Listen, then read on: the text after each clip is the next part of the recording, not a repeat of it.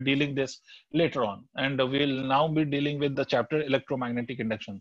लिख लिया चैप्टर का नाम electromagnetic induction. Electromagnetic induction. The name of to this chapter is electromagnetic induction. Can we start, if you allow?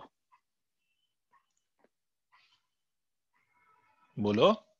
Yes, sir. नहीं बोलो, ठीक से नहीं बोलना तुम लोग. स्टार्ट करें? Yes, sir. Okay. चलिए, before we start, what is electromagnetic induction? What is a Faraday's law related to this electromagnetic induction? उससे पहले अपने को ये समझना है कि what is magnetic flux? The first point that we need to understand in this chapter is magnetic flux. अब आपको याद हो अगर इलेक्ट्रिक फ्लक्स क्या था, if you remember कि what was electric flux, तो magnetic flux भी वही है जो इलेक्ट्रिक फ्लक्स था. ठीक है. In the case of electric flux, if you remember, I told you the number of electric field lines passing or crossing through a surface placed inside an electric field was called as electric flux. मतलब अगर किसी भी surface को आपने place किया है inside the electric field, तो उसके थ्रू कितनी फील्ड लाइंस पास हो रही है ना? The number of field lines passing or crossing through that surface was called as electric flux. Similarly, magnetic flux क्या है? तो simply electric field will be replaced by magnetic. मतलब magnetic flux का भी मतलब वही है. अब क्या है, यहाँ पर मैग्नेटिक फील्ड आ गई है ना, तो the number of magnetic field lines passing through a surface placed in magnetic field is simply called as it's magnetic flux. समझ में बात? अगर आप किसी भी सरफेस को या किसी भी लूप को, whether it is a surface और इट्स अ लूप, अगर आप उसको मैग्नेटिक फील्ड के अंदर रख देंगे, if you place a loop, याद रखो यहां पर हम जनरली लूप की बात करेंगे, है ना? तो मैग्नेटिक लूप या सरफेस के थ्रू जितने मैग्नेटिक फील्ड लाइंस पास होने हैं, फॉर एग्जांपल मान लीजिए कि this is magnetic field lines, these are magnetic field lines, right, these are magnetic field lines, और इस रीजन में हमने क्या किया, हमने एक लूप लाके प्लेस कर दिया. ठीक है, एक लूप या कोई सरफेस लाके हमने प्लेस कर दिया. तो यहाँ पर भी सरफेस या loop will be the area of surface और the loop will be vector quantity, and vector quantity की जो डायरेक्शन है that is always taken perpendicular to the surface और द लूप. तो इस केस में ये नॉर्मल की डायरेक्शन होगी इस सरफेस के. तो अगर आपने इसको इसमें लाके रखा है तो few of the magnetic field lines is obviously passing through this surface, right, as you can see कुछ मैग्नेटिक फील्ड लाइंस पास हो रही हैं. तो the number of magnetic field lines passing और crossing through this surface is simply called as magnetic flux. Is it clear? मतलब magnetic flux का अगर आप फॉर्मूला लिखेंगे तो आप लिखेंगे magnetic flux is equal to B A cos theta, where theta is what? Theta is the angle between the direction of magnetic field and the normal. मतलब क्या कि मान लो कि if I take some surface like this, such that the normal to this surface obviously will be perpendicular like this. This is the normal to the surface, and let's say this is the direction of magnetic field. तो इन दोनों के बीच का angle क्या है? तो the angle to this to is theta. तो this flux will be written as equal to B A cos theta. और flux को आप ये कह सकते हो यहाँ पर भी कि obviously this flux is a scalar quantity. तो यहाँ पर भी फ्लक्स की वैल्यू अगर आप लिखें, फ्लक्स को आप ऐसे भी लिख सकते हो, मैग्नेटिक फील्ड याद रखिए वेक्टर है, एरिया वेक्टर है, तो फ्लक्स को आप ऐसे भी लिख सकते हो B dot A, because the dot product of two vector is always a scalar. तो आप फ्लक्स को ऐसे लिख सकते हो. Am I right?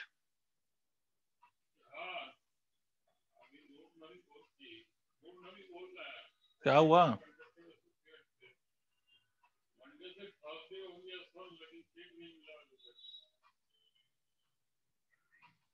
क्या हुआ? कुछ बोलेगा नहीं क्या? What is the SI unit of flux? SI unit of flux कौन बताएगा? Weber. Weber, very good. SI unit of flux is Weber. बहुत बढ़िया. तो 1 Weber is equal to what? तो 1 Weber we write WB for Weber. 1 Weber is equal to 1 Tesla meter square. इसका मतलब है कि if a magnetic field of 1 Tesla passes through the surface of area 1 meter square, then the magnetic flux passing through the surface will be called as 1 Weber. ठीक है, note कर लिया?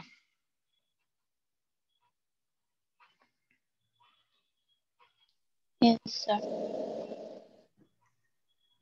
अब चलो आगे बात करें।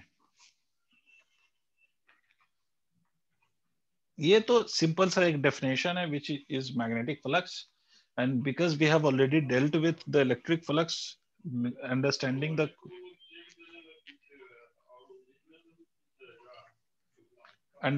The magnetic flux is not a big deal, right?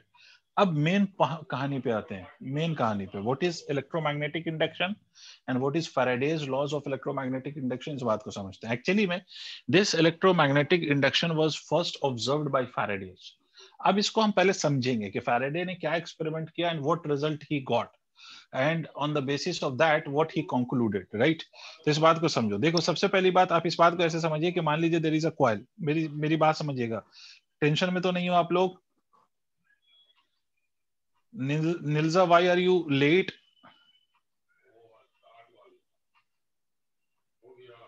Yes, sir, I had some connection issue. Okay, you had some connection issue. ठीक है। अब देखिए, ये मान लीजिए कि there is a magnet. अच्छा नीलजा, we have started a chapter of electromagnetic induction. अगर मन में ये क्वेश्चन आ जाए कि सर उस चैप्टर के बाद तो कोई और चैप्टर था मैटर एंड मैग्नेटिज्म, वो नहीं कराया आपने, वो भी कराएंगे, but after dealing with the electromagnetic induction, AC and electromagnetic waves complete होने के बाद वो चैप्टर पे हम वापस आएंगे, राइट? ठीक है, उससे कोई फर्क नहीं पड़ेगा। सीक्वेंस को अगर मैं थोड़ा ऑल्टर कर दूं तो उससे कोई फर्क नहीं पड़ जाएगा। देखिए, मान लीजिए कि there is a magnet and there is a coil which is connected with a galvanometer. यहाँ पर एक गैल्वेनोमीटर लगा हुआ है और आपको मालूम है कि गैल्वेनोमीटर बेसिकली करंट या वोल्टेज को डिटेक्ट करता है इन अ सर्किट। अगर कोई भी वोल्टेज या कोई करंट फ्लो नहीं होगा लूप में, तो गैल्वेनोमीटर की needle of the galvanometer will not deflect, right? It will not deflect in either way. किसी भी डायरेक्शन में ये निडल डिफ्लेक्ट नहीं करेगी। बट होता यह है, अच्छा, जब तक ये magnet and coil were stationary, there was no deflection in the galvanometer needle, correct है? बट फैराडे ने ऑब्जर्व किया कि when he started moving the magnet with respect to the coil, when he started moving the magnet relative to the coil, try to understand what I'm saying, relative का क्या मतलब? अच्छा बेटा, एक बात बताओ कि अगर ये कोई बॉडी है A और ये दूसरी बॉडी है B, this body is going with velocity of 10 meter per second, this body is also going with a velocity of 10 meter per second. अगर मैं A के रेस्पेक्ट में B को देखूं, if I observe B from A, तो क्या B will appear to be in motion or B will appear to be at rest? What will you observe from A?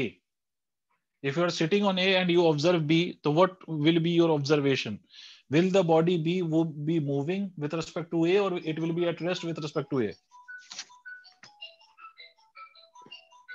Moving at No, beta, it will be at rest. Relative velocity भूल गए ना आप लोग? Velocity of A with respect to B is equal to VA minus of VB, that is 10 minus of 10, that will be equal to 0. इसका मतलब अगर मैं B को A के रेस्पेक्ट में देख रहा हूं, तो B को A के रेस्पेक्ट में देखूंगा तो मुझे B रेस्ट में नजर आएगा। नहीं आई बात समझ में? If the velocity of the two bodies are same, then in that case एक बॉडी के रेस्पेक्ट में दूसरी body will appear to be at rest. Did you understand? Tell me yes or no. Time खराब मत करो, आगे बढ़ना है। Yes, sir. इसका मतलब समझे, रिलेटिव वर्ड जब मैं कह रहा हूं ना, तो रिलेटिव मींस कि if I sit on one of the body and observe another body, तो एक बॉडी के रेस्पेक्ट में another body should appear to be moving.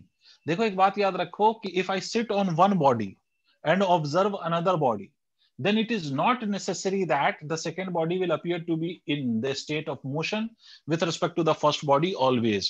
Bhai, agar if the two bodies are moving with same velocity in the same direction, then in that case one body will appear to be at rest with respect to another body. इसका मतलब है यहाँ पर relative motion नहीं होगा, although they are moving with respect to the ground, तो वो ground के रेस्पेक्ट में मोशन में है, but they are not moving relative to one another. समझ आ गई बात?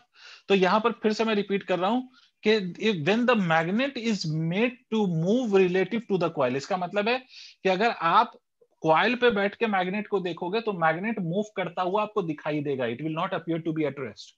So in that situation, what the Faraday observed was that when he made the magnet move relative to the coil, he observed that the needle of the galvanometer deflected. नहीं आई बात समझ में? मान लो कि needle of the galvanometer deflected towards right. इसका क्या मतलब हुआ? निडल अगर डिफ्लेक्ट हो गई when he made the magnet move with respect to the coil, इसका क्या मतलब है कि is there any current in the coil और नॉट? Yes, sir. बिकॉज समझ गए या नहीं समझे? Because we all know that कि galvanometer needle will only deflect when there is a current. तो when the magnet moves relative to the coil, इसका मतलब है कि कुछ करंट तो है आ गया, तभी निडल डिफ्लेक्ट हुई. The moment you will stop the magnet, you will observe that कि needle again will go to the zero mark. इसका मतलब है needle का deflection बंद हो जाएगा, मतलब कि करंट जीरो हो गया. इसका मतलब है कि Faraday observed that कि the time till which the magnet was moving relative to the coil, till that time the galvanometer needle has a deflection. The moment the magnet was stopped with respect to the coil, we observed that कि जो deflection है that stopped. ठीक है, showing that there is no current, है ना? अच्छा, now what he did, he repeated this experiment. He again repeated the experiment. This time he moved the magnet but not towards the coil but away from the coil.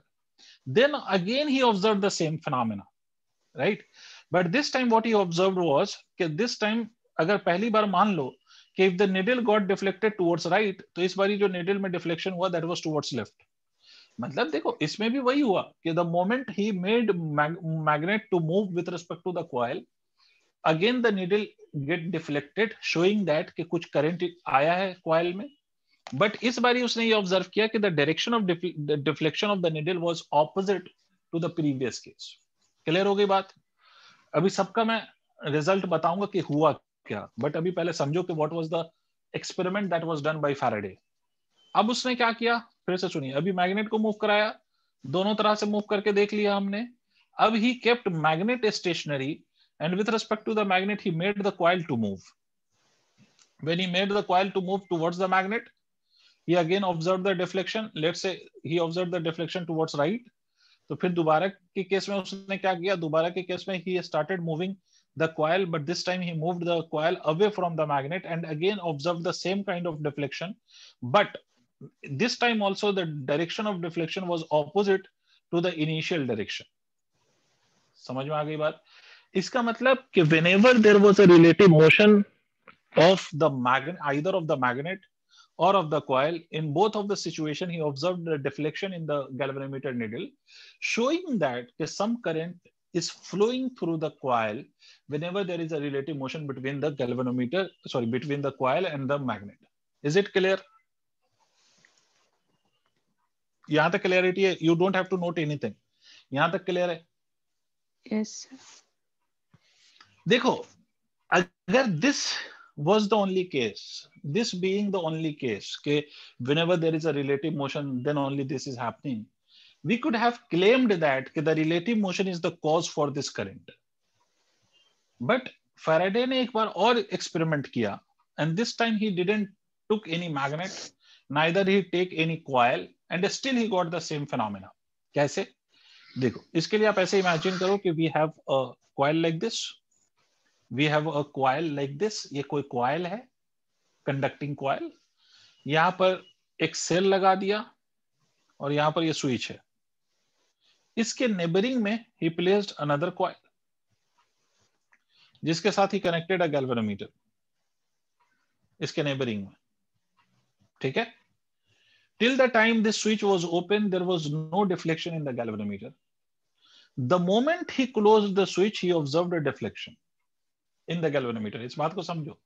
The moment he closed the switch, current will obviously flow in this part of the circuit, but there is no current in this circuit, right? Still we are getting the deflection, showing that with the flow of current in this coil number 1, there is some current which has induced in the coil number 2, okay, and which will last for some time, and then again the deflection stops. भाई यहाँ पर तो कोई motion नहीं हुआ.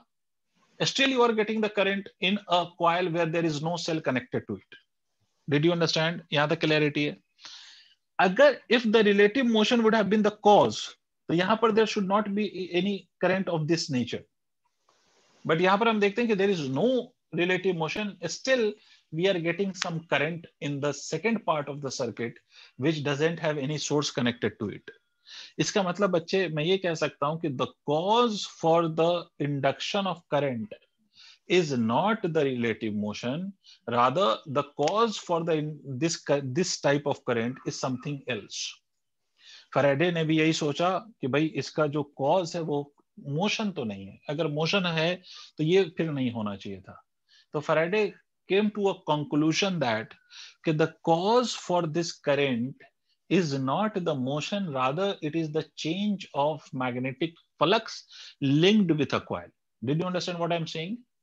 Basically, whenever the magnetic field lines, which we call as magnetic flux, whenever the magnetic flux linked with the coil changes, there induces a current in the coil, and that lasts till the current is flowing through the coil. Did you understand?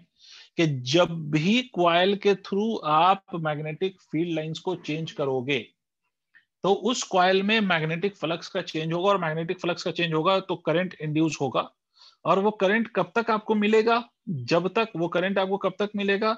जब तक आप magnetic flux को change कर रहे हो तब तक आपको करंट मिलेगा। तो मतलब एक्चुअली में ये जो करंट आपको मिल रहा है विदाउट एनी सेल और without any battery, just by making the magnet move और मेकिंग द कॉइल मूव, या एक से करंट पास किया आपने और दूसरे में करंट आपको मिल गया, तो the only cause for this is the change of magnetic flux.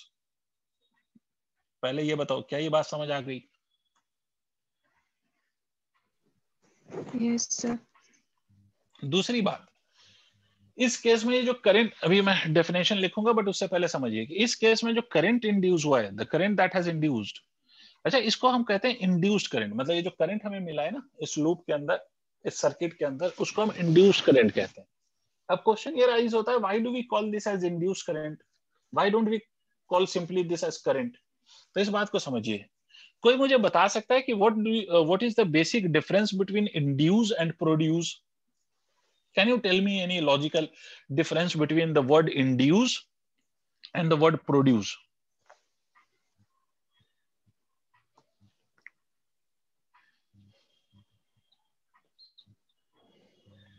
नहीं पता? बोल दो, नहीं पता तो बोल दो, पता है तो बोल दो, नहीं पता तो बोल दो।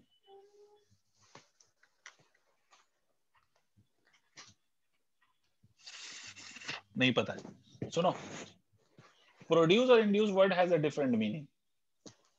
देखो, प्रोड्यूस वर्ड का मतलब ये होता है कि once anything is produced it is no longer the part of that body. मेरी बात समझो कि कोई भी चीज, for example if there is a machine in some factory which produces, मेरी बात सुनिएगा, which produces some kind of bottles, मतलब एक मशीन है जिससे हम बॉटल बना रहे हैं। तो प्रोड्यूस का मतलब ये हो गया कि अगर उसने 10 बॉटल्स प्रोड्यूस करे, मतलब that 10 bottles are no longer the part of the machine now. Once it is produced it is over, it is no longer the part of that machine.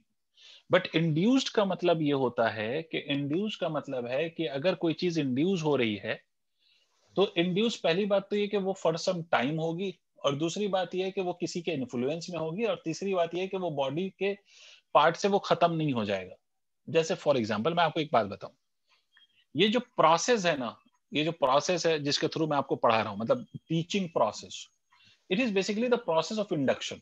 It is not the process of production, it is the process of induction. Try to understand. मैं अगर आपको पढ़ा रहा हूं तो ऐसा तो नहीं है कि मैं भूल जाऊंगा, ऐसा तो नहीं है कि मैं कल भूल जाऊंगा ना, ये पढ़ाने के बाद मेरे पढ़ा लूंगा उसके बाद मेरे दिमाग से बात ही खत्म हो जाएगी कि ईएमआई का क्या मतलब है, वो चीज ही खत्म हो जाएगी। ऐसा है क्या? अनलेस मेरे साथ कुछ ऐसा कुछ अजूबा हो जाए तो ऐसा तो नहीं हो सकता कि मैं भूल जाऊंगा पढ़ाने के बाद। तो इसका मतलब है कि जो मैं पढ़ाऊंगा वो मुझे याद रहेगा। दूसरी बात, आप जो भी चीजें पढ़ रहे हो या जो भी आपके दिमाग में जा रही है चीजें, वो मेरी वजह से जा रही है, ठीक है? मगर आपके दिमाग में बातें डालने के लिए मैंने ऐसा नहीं कि अपने दिमाग की बात खत्म कर दी। ऐसा तो नहीं हुआ कि मैं बिल्कुल सब कुछ अपने दिमाग से निकाल के तुम्हारे दिमाग में डाल रहा हूं, ऐसा तो नहीं कर रहा हूं। क्लियर है? मेरे दिमाग में भी वो चीजें रहेंगी और तुम्हारे दिमाग में भी वो चीजें चली गई, ठीक है? तो मेरे से खत्म भी नहीं हुई और तुम्हारे अंदर आ भी गई। जैसे फॉर एग्जाम्पल फ्लक्स क्या है, वो जब मैंने डिफाइन किया तो मैंने अपने दिमाग से डिफाइन कर दिया और आपके दिमाग तक पहुंचा दिया, बट इस प्रोसेस में मेरे दिमाग में जो फ्लक्स की डेफिनेशन थी वो खत्म तो नहीं हो गई। तो ये प्रोसेस होता है इंडक्शन का।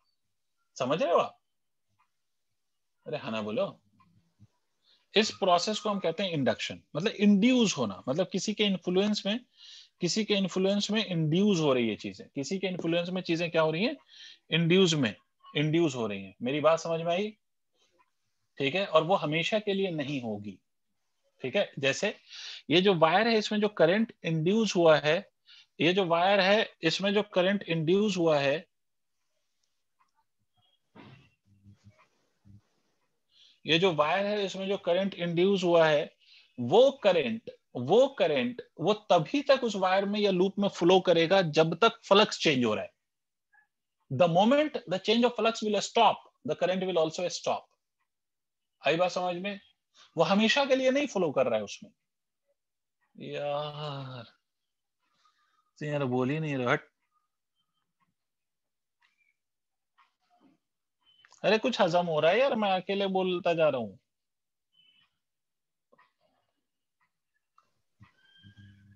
समझ आ गया। बहुत बढ़िया भाई, तो बोल भी दिया करो ना, मैं बावलों की तरह बके जा रहा हूँ। चलो, तो खैर ये जो फिनोमेना है इंडक्शन का, इसी को हम ईएमआई कहते हैं। अब ईएमआई की पहले डेफिनेशन सुनिए। ईएमआई की डेफिनेशन क्या है? ईएमआई की डेफिनेशन है the phenomena of production of induced EMF. ठीक है, induced EMF due to the change of magnetic flux linked with a close circuit is called as electromagnetic induction. फिर से मेरी बात सुनो। ऐसा फिनोमेना जिसमें हम इंड्यूस्ड ईएमएफ इंड्यूस कराते हैं, किसमें? किसी भी क्लोज सर्किट में। कैसे? By changing the magnetic flux linked with that circuit is basically called as EMI, electromagnetic induction. इसी फिनोमेना का नाम इलेक्ट्रोमैग्नेटिक इंडक्शन है। इसमें करंट फ्लो कराने के लिए हमने किसी सोर्स का यूज नहीं करा है। We have just changed the magnetic flux, and due to that change we are getting the value, या we are getting the current in the circuit. तो इसलिए हम इसको क्या कहते हैं? इसको हम इलेक्ट्रोमैग्नेटिक इंडक्शन कहते हैं। ठीक है, डेफिनेशन लिखवाऊं या आगे बढ़ूं? आगे बताऊं? लिखवाओ सर। देखो, ईएमआई की डेफिनेशन क्या है? ईएमआई की डेफिनेशन है the phenomena of production of induced EMF by changing, या ऐसे लिख लो, EMF in a closed circuit by changing the magnetic flux linked with the circuit is known as EMI, is known as electromagnetic induction.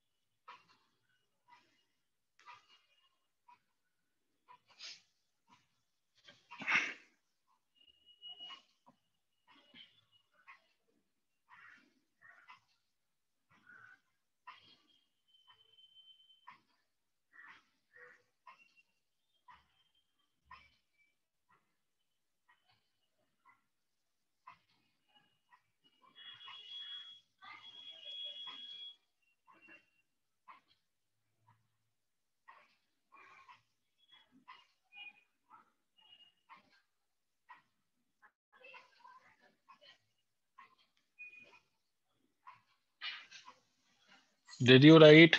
Can we proceed?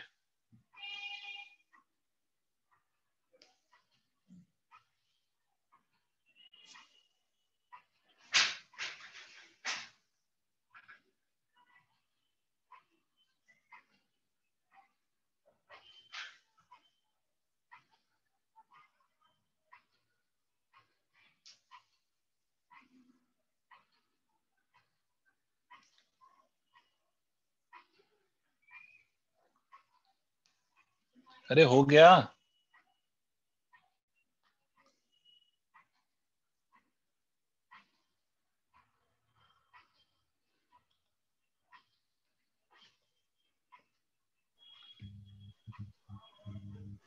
Done sir. ठीक है, अब मेरी बात सुनिए कि ये तो हो गया सर कि simply we now know what is this phenomena called as the phenomena of inducing an EMF by changing the magnetic flux linked with the circuit is basically called as phenomena of electromagnetic induction. इस phenomena का नाम electromagnetic induction। अब दूसरा point जो आता है sir कि ये अगर इलेक्ट्रोमैग्नेटिक इंडक्शन का फिनोमेना हो रहा है तो what are the laws which governs this phenomena. तो बेसिकली फैराडे गिव लॉज, ठीक है, governing this phenomena of electromagnetic induction, and those laws are called as Faraday's laws of electromagnetic induction. Faraday's laws of EMI. Faraday gave two laws of electromagnetic induction, क्योंकि मैंने आपसे बोला था कि Faraday was the first to observe this phenomena of electromagnetic induction, and according to that observation Faraday gave two laws based on his observation। और दो laws क्या क्या थे? पहला लॉ आपने देखा है कि बेटा जब भी मैग्नेटिक फ्लक्स चेंज होता है तो मैग्नेटिक फ्लक्स के चेंज के साथ ईएमआई इंड्यूस होता है या ईएमएफ इंड्यूस होता है या करंट इंड्यूस होता है इन अ कॉइल और इन अ सर्किट। जैसे ही आप फ्लक्स का चेंज बंद कर दोगे, when you stop changing the flux linked with the circuit, तो उसके बाद क्या होगा? उसके बाद आपको दिखाई देता है कि the moment you stop magnetic flux changing with the coil और लिंक्ड टू द कॉइल, तो in that case what happens, तो आपको दिखाई देता है कि उस केस में द ईएमएफ और the value of current becomes exactly equal to zero.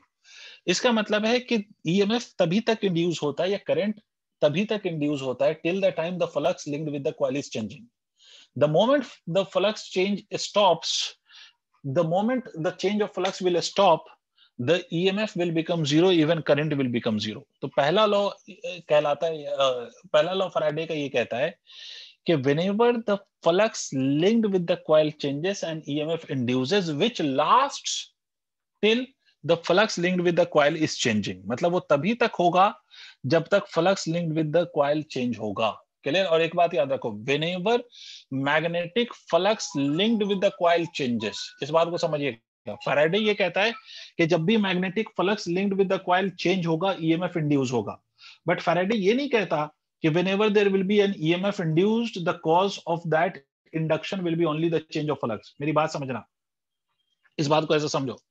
देखो, अगर मैं आपसे ये कहूं कि फोर्स, अगर किसी बॉडी पे आपने फोर्स लगाया है तो आप ये कह सकते हो कि अगर सर मैंने फोर्स लगाया है एंड फोर्स इज अनबैलेंस्ड तो that body must have an acceleration.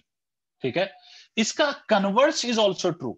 इसका मतलब कि अगर आप ऐसे भी कह सकते हो कि if a body is having acceleration, this means that this body is subjected to some external force। समझ में आई बात? मतलब if there is a force there will be an acceleration, और in other way हम ये भी कह सकते हैं कि if there is an acceleration तो there must have been some force acting on the body, then only body can have acceleration। समझ आ गई बात? अरे हाँ ना बोल। बट फैराडे के साथ ये नहीं है, फैराडे के फर्स्ट लॉ के साथ ये नहीं है। फैराडे ये कहता है कि फ्लक्स अगर चेंज होगा, मैग्नेटिक फ्लक्स, तो 100% for sure EMF will induce. But अगर मान लो कि इस तरह का ईएमएफ अगर इंड्यूस हुआ है किसी बॉडी में, तो that is not only because of the flux change, there can other reasons also for the change of flux, for the induction of EMF. It will not only be because of the change of flux. But Faraday का जो concept है वो कब use होगा? जब आपका flux change हुआ है और उसके कारण ईएमएफ इंड्यूस हुआ है। If the EMF is induced due to the change of flux तो फैराडे के लॉज यूज होंगे। अगर EMF is not induced due to the change of flux तो फैराडे का लॉ यूज नहीं होगा वहां पर। समझ में आ गई बात? कुछ तो बोले भाई, हट।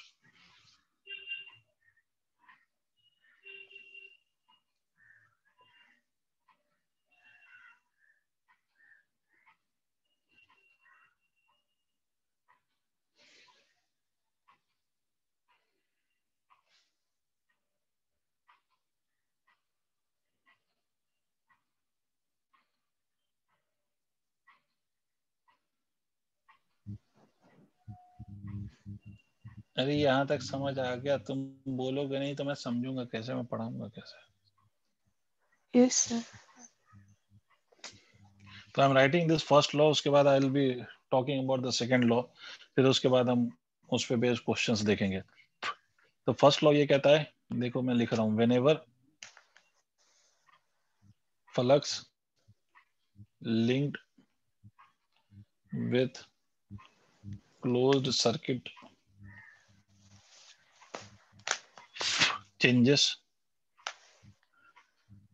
and EMF induces in it, which lasts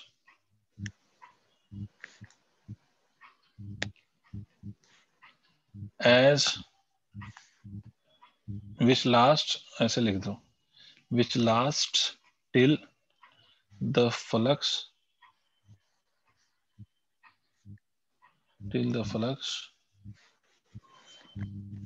changes in the circuit। ये तब तक रहेगा जब तक फ्लक्स सर्किट में चेंज हो रहा है। The moment this change will stop, whenever the moment the change will stop, the induction of EMF will also stop or induction of current will also stop। ठीक है, तो ये तभी तक रहेगा as long as the flux linked with the circuit is changing। if it is not changing, तो आपका जो EMF है वो इंड्यूस होना बंद हो जाएगा। This is the first law. तो सर ये तो हो गया फर्स्ट लॉ। फर्स्ट लॉ के अकॉर्डिंग ये बात हो गई। ये तो ये कहता है कि भाई फ्लक्स इंड्यूस कब होगा, मतलब सॉरी EMF इंड्यूस कब होगा, ये पता चलता है हमें from the first law. But अगर EMF इंड्यूस हुआ है तो what will be the value of that induced EMF, उस इंड्यूस्ड EMF की वैल्यू क्या होगी। How strong or how weak EMF will induce due to the change of this flux। तो इस बात को समझो। तो there is the second law of Faraday's, और Faraday का second law ये कहता है कि the rate of change of flux is always equal to the magnitude of EMF that has induced। ठीक है, तो दूसरा लॉ ये कहता है कि magnitude of induced EMF in a closed circuit, magnitude of induced EMF in the circuit is always equal to the rate of change of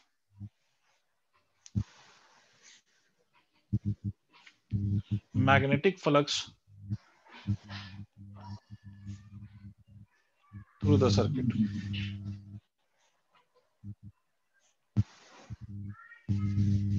ठीक है, मतलब मैग्नीट्यूड ऑफ EMF का मैग्नीट्यूड, मैं EMF को एप्सिलॉन से रिप्रेजेंट कर रहा हूं, don't get confused, d phi upon dt, this is the value of the EMF that will induce in a circuit।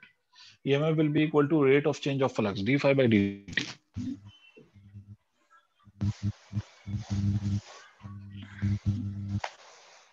देखिए सर यहां तक,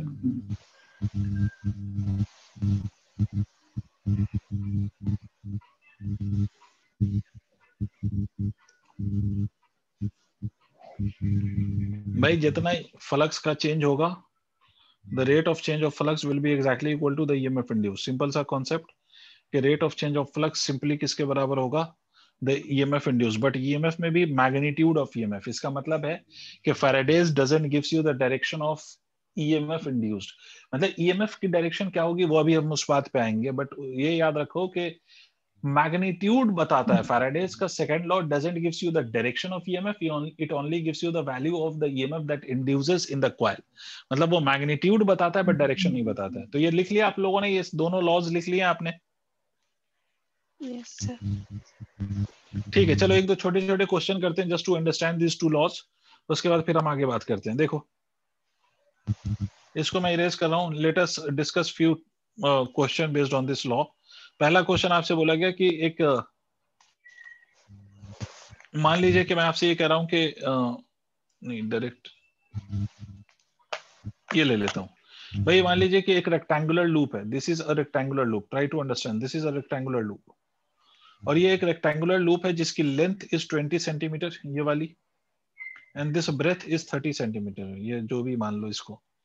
ठीक है, ये 20 और 30 ये रेक्टेंगुलर लूप है, रेक्टेंगुलर लूप, रेक्टेंगुलर लूप। ठीक है, अब मेरा पॉइंट क्या है, इस बात को समझिए. It is placed in a magnetic field. Magnetic field की value is given as 0.3 tesla. ठीक है. अब आपको डिफरेंट सिचुएशन में दे रहा हूं, उस डिफरेंट सिचुएशन में you have to find out the value of the flux and आपको सिंपली पहले वैल्यू ऑफ फ्लक्स निकालना है. पहला केस, केस नंबर 1, कि आपको वैल्यू ऑफ फ्लक्स निकालना है. पहला केस है कि this coil or the plane of the coil is normal to magnetic field. पहला case, plane of coil is perpendicular to magnetic field. Perpendicular to magnetic field. Plane of coil magnetic field से कैसा है? Perpendicular. Perpendicular to magnetic field. दूसरा case क्या है? दूसरा case, plane of coil is inclined at 30 degree with magnetic field. दोनों case में आपको क्या करना है? Find flux, magnetic flux in both of the cases. ठीक है, करिए.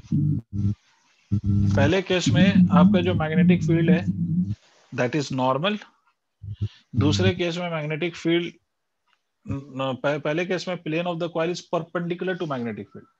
इसका क्या मतलब हुआ? ये नोट करो पहले क्वेश्चन जल्दी थोड़ा.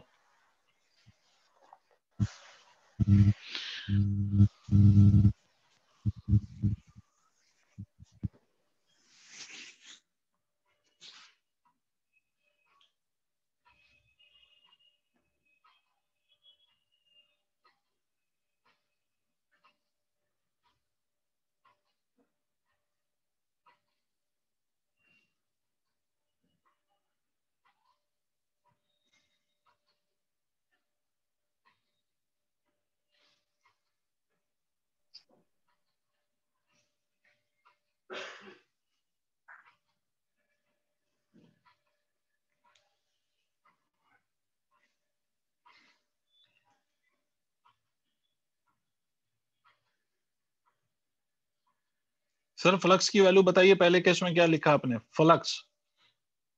यहाँ पर ईएमएफ नहीं पूछा मैंने, फ्लक्स पूछा है. 0. नहीं बेटा, फिर से सोचो.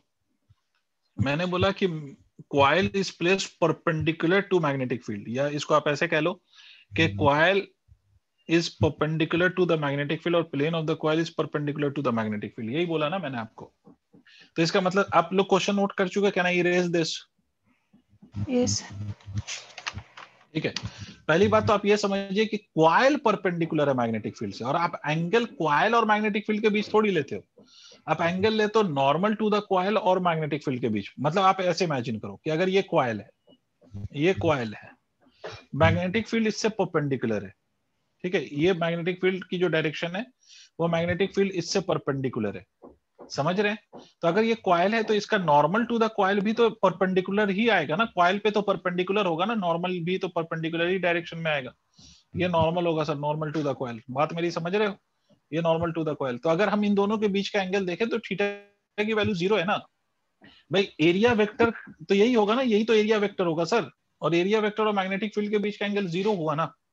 तो फ्लक्स की वैल्यू क्या होगी? फ्लक्स की वैल्यू होगी BA टाइम्स ऑफ cos 0. यार तुम्हें नहीं आया तो फ्लक्स की वैल्यू आप क्या लिखेंगे? Magnetic field is 0.3 Tesla multiplied by area. Area आप क्या लिखेंगे? एरिया में आप इसको मीटर में कन्वर्ट करेंगे. मीटर में आप इसको लिख सकते हैं 0.2 multiplied by 0.3. Why are you writing in metre? Because of unit अगर वेबर लिखोगे तो weber is the SI unit. तो एसआई यूनिट में भाई मैग्नेटिक फील्ड वैसे भी आपको एसआई यूनिट में गिवन है, तो एरिया को भी तो एसआई यूनिट में लिखना पड़ेगा. टेल मी यस और नो. Yes. दूसरा case, magnetic field and this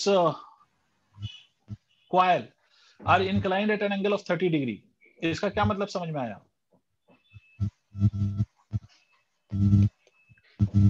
देखो मैं समझाता हूं. मैग्नेटिक फील्ड के साथ कॉइल 30 डिग्री के एंगल पे, मैग्नेटिक फील्ड के साथ कॉइल 30 डिग्री के एंगल पे. तो अगर मैग्नेटिक फील्ड के साथ कॉइल 30 डिग्री के एंगल पे है तो मैग्नेटिक फील्ड और एरिया वेक्टर के बीच का एंगल कितना होगा? तो मैं दूर दूर तक नहीं समझ आया. देखो मैं समझाऊं. ये मान लो ये कॉइल है, समझना जरा. ये कॉइल है और ये मैग्नेटिक फील्ड की डायरेक्शन है। आपको एरिया वेक्टर और मैग्नेटिक फील्ड के बीच का एंगल गिवन है या कॉइल और मैग्नेटिक फील्ड के बीच का एंगल गिवन है? कॉइल और मैग्नेटिक, मतलब ये एंगल 30 है। अच्छा आप सोचिए कि इसका एरिया वेक्टर अगर हम लेते हैं, इसका एरिया वेक्टर चाहे डाउनवर्ड लो या अपवर्ड लो, आपकी मर्जी है। तो अगर मैं इस पे नॉर्मल देखूंगा ना, इस पे नॉर्मल, तो ये नॉर्मल ऐसे आएगा, सोच के देखो, ये एरिया वेक्टर ऐसे आएगा और मैग्नेटिक फील्ड एक्स एक्सिस के अलॉन्ग माना है आपने ऐसे। तो इन दोनों के बीच का एंगल कितना होगा? What will be the angle between the two? Will it be 30 और समथिंग एल्स? इतना बता दो बस, सोच के बोलो।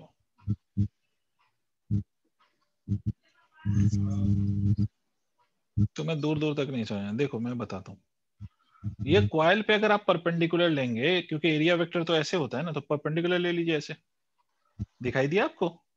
ये एरिया वेक्टर है, सही?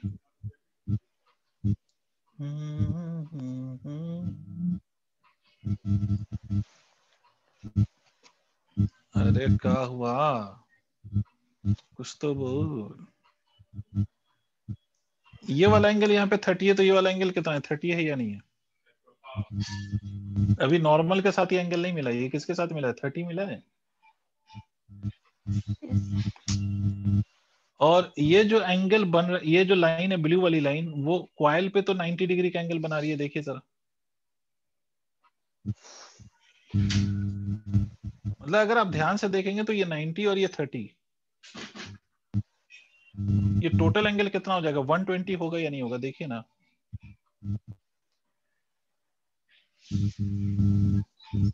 अरे मैग्नेटिक फील्ड इधर है और ये जो नॉर्मल है वो ये ऐसे है, कॉइल के साथ 90 डिग्री पे है। मैग्नेटिक फील्ड कॉइल के साथ 30 डिग्री पे है, ठीक है। मैग्नेटिक फील्ड कॉइल के साथ 30 डिग्री पे, और कॉइल का जो एरिया वेक्टर है वो कॉइल के साथ 90 है। तो इन दोनों के बीच का एंगल 90 प्लस 30 120 होगा या नहीं होगा? Yes sir. ठीक है, तो मतलब यहाँ पे थीटा की वैल्यू आ गई 120 डिग्री। तो फ्लक्स की वैल्यू आप क्या लिखेंगे? आप लिखेंगे 0.3 which is magnetic field multiplied by 0.2 multiplied by 0.3 multiplied by क्या? Multiplied by cos of 120 degree. And what is the value of cos 120? तो cos 120 की वैल्यू होती है 1/2। हजम हुआ?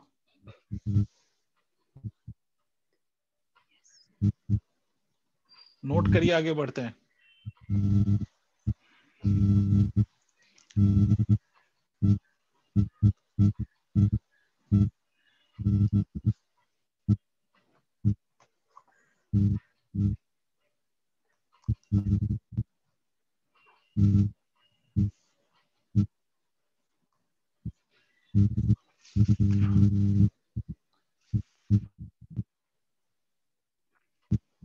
नोट कीजिए, आगे बढ़ते हैं।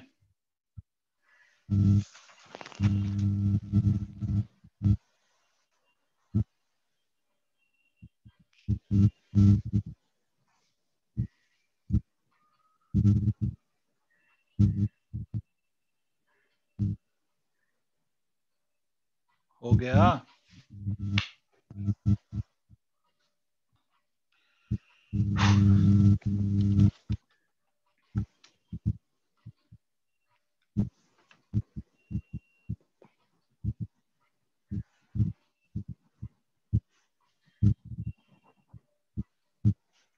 सर आगे बढ़ो, हो गया? Yes sir. ठीक है, एक और क्वेश्चन देखिए। आपसे बोला कि ये कोई कॉइल है और मान लीजिए इट्स अ रेक्टेंगुलर कॉइल। इस रेक्टेंगुलर कॉइल में ये वाली जो लेंथ है वो 3 मीटर मान लीजिए और ये वाली जो लेंथ है वो 2 मीटर मान लीजिए। ये रेक्टेंगुलर कॉइल है, ठीक है। ये इसकी लेंथ 3 और ब्रेथ 2 मीटर ऐसे गिवन है। आपको बोला कि इस कॉइल को हमने मैग्नेटिक फील्ड में रखा था एंड एंगल बिटवीन मैं लिख देता हूं यार, normal to the coil and magnetic field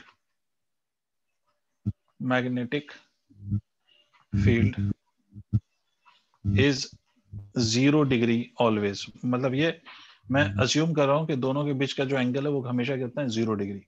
यहाँ से बोला गया कि मैग्नेटिक फील्ड की जो इनिशियल वैल्यू है वो मान लीजिए कि it was equal to 1000 tesla, magnetic field की final value becomes equal to 1800 tesla, ठीक है। और ये जो चेंज आया है, the time in which it has changed, time is equal to, मान लो कि 4 सेकेंड्स है, टाइम 4 सेकेंड है, और ये कॉइल सिंगल टर्न है इसमें। तो आपको बताना है कि what is the value of EMF, magnitude of EMF induced, ठीक है, क्लियर। ये आपको कॉइल गिवन है, कॉइल का लेंथ ब्रेथ आपको गिवन है, कॉइल पे जो initial value of magnetic field है वो पता है, final value of magnetic field पता है, कितनी देर में, in what time this magnetic field has change from its initial value to final value, वो भी आपको पता है। तो what is being asked here is कि what is the value of magnitude of EMF induced.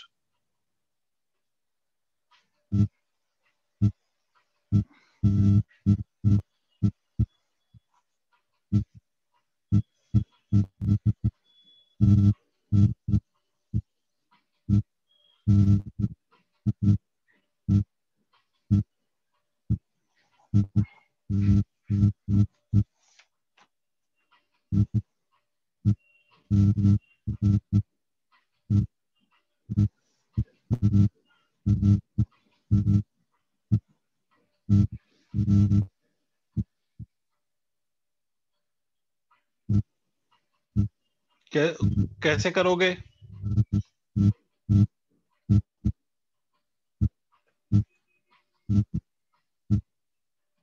How will you solve?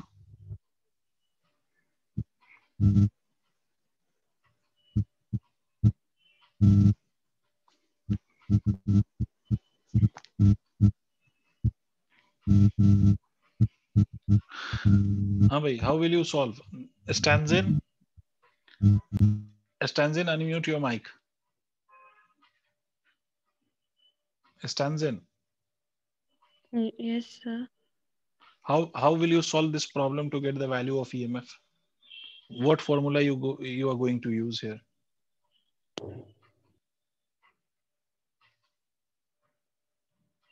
Tell me. What is the formula for EMF induced? What is the second law?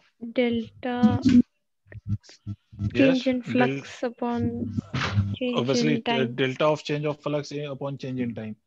तो flux का change, इसका मतलब है कि initial flux, तो initial flux अगर आप लिखोगे तो क्या लिखोगे? Initial magnetic field B1 multiplied by the area, area तो सेम ही रहेगा, इसका मतलब है कि B1 multiplied by area will be written as 6 because it's a rectangle, तो length into breadth. Flux 2 will be written as final magnetic field multiplied by area will remain same, तो B2 multiplied by 6. Is it clear? तो EMF हम लिखेंगे, EMF का mod we will write it as final case, that is 1800 multiplied by 6 minus of 1000 multiplied by 6 divided by the change in time which is 4. ठीक है, तो undoubtedly mod of EMF 6 and 6 you can take it as common, तो 800 multiplied by 6, 800 multiplied by 6 divided by 4, right? तो mod of EMF would be equal to कितना? 800, ठीक है, तो ये 200 to 1200 आ जाएगा. This will be the value of EMF that will induce. Is it correct? Yes. Note करिए इसको.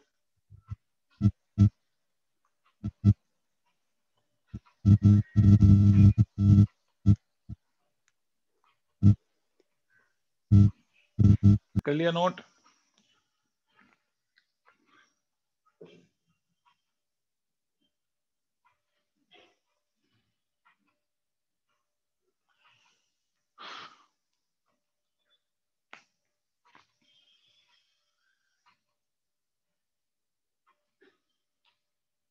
सर हो गया?